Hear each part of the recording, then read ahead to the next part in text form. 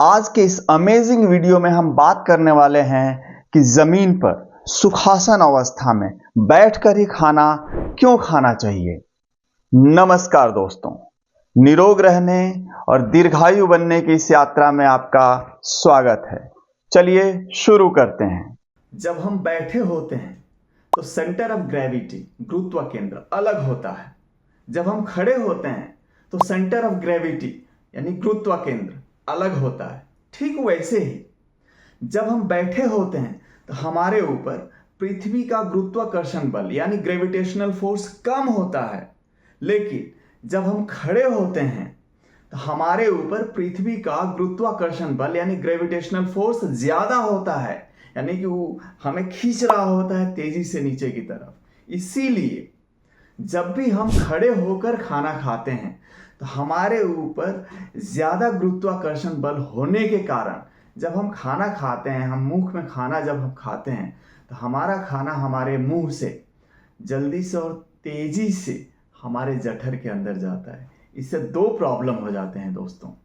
पहला, जब हमारा खाना हमारे मुंह से हमारे जठर में, हमारे पेट में जल्दी से जाएगा तो हमारे खाने के साथ में जितना मात्रा में सलाइवा जाना चाहिए पेट के अंदर, जितना ज़्यादा जाएगा उतना सही है। तो जितना ज़्यादा जाना चाहिए उतना जा नहीं पाता है, और जब उतना ज़्यादा नहीं जा पाता है तो हमारा वो खाना ठीक से पचने में दिक्कत होती है। दूसरा कारण दोस्तों, जब हमारा खाना हमारे मुंह से तेजी से जठर में जाएगा तो जाएगा नहीं बल्कि वो गिरेगा टपक। जैसे कि आप ऊपर से एक कंकड़ लीजिए, ऊपर से पानी के अंदर आप डालिए, कैसे हलचल होता है पानी में, कुछ उसी प्रकार का हलचल हमारे पेट में, हमारे जठर के अंदर होता है। जब खाना ऊपर से प्रॉपरली धीरे धीरे नहीं जाता है, ऊपर से तेजी से गिरता है, तो इसके कारण पाचन प्रक्रिया डिस्टर्ब होती है। इसीलिए पानी को भी आपने सुना रहेगा कि बैठ के हमें पानी पीना चाहिए, खड़े होके नहीं। और जब आप खड़े होके पानी पीते हैं या खाना खाते हैं तो हमारे शरीर के अंदर जो पाचन प्रक्रिया वो डिस्टर्ब हो गई, जिसके चलते वात के रोग बढ़ने के चांसेस बहुत ज़्यादा बढ़ जाते हैं दोस्तों। इसीलिए आपने देखा रहेगा घुटनों का दर्द, जॉइंट का दर्द लोगों में जो ज़्यादा बढ़ रहा है, यही उटपटांग तरीके से खाना खाने के और पानी पीने के चलते हो रहा है दोस्तों। इसीलिए कभी भी जिंदगी में खड़े होके ना ही तो खाना खाइए और ना ही पानी पीजिए दोस्तों। यदि खड़े होके आप खाना खाएंगे और पानी पिएंगे तो यही सारे दिक्कतें आपको बाद में आ जाएंगी। दूसरी चीज़, आपका खाना ठीक से पचेगा नहीं, और खाना पचेगा नहीं तो 103 प्रकार की बीमारियां होंगी जो वाग्भट ऋषि ने अष्टांग हृदय में लिस्ट आउट किया है। जो शुरुआत गैस बनने से होती है, एसिडिटी बनने से होती है, फिर हाइपर एसिडिटी में जाती है, फिर अल्सर, फिर पेप्टिक अल्सर, और इसका सफर कैंसर तक का होता है दोस्तों। तो 103 प्रकार की बीमारियों से आपको बचना है तो गलती से भी आप खड़े होके खाना नहीं खाएंगे और पानी भी नहीं पिएंगे दोस्तों, नहीं तो घुटनों में, जॉइंट में दर्द की समस्या हो सकती है आपके शरीर के अंदर।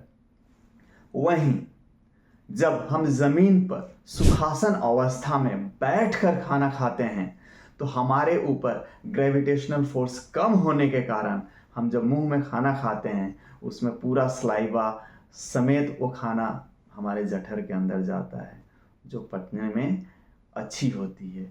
फिर हमारे मुंह से वो खाना जल्दी से हमारे पेट के अंदर नहीं जाता है, धीरे धीरे जाता है, जो हमारे पेट के अंदर गिरता नहीं और धीरे धीरे जाएगा तो उस खाना का भी पचने में आसानी होती है, उस खाना का भी पाचन प्रक्रिया अच्छा होगा, अच्छे से पचेगा।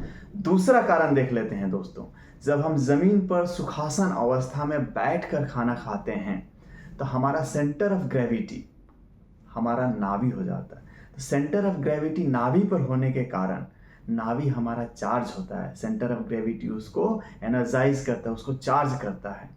और जब हमारा नाभि चार्ज होगा तो उसके बगल में जस्ट लेफ्ट साइड में थोड़ा सा नीचे हमारा जठर है, जठर चार्ज होगा।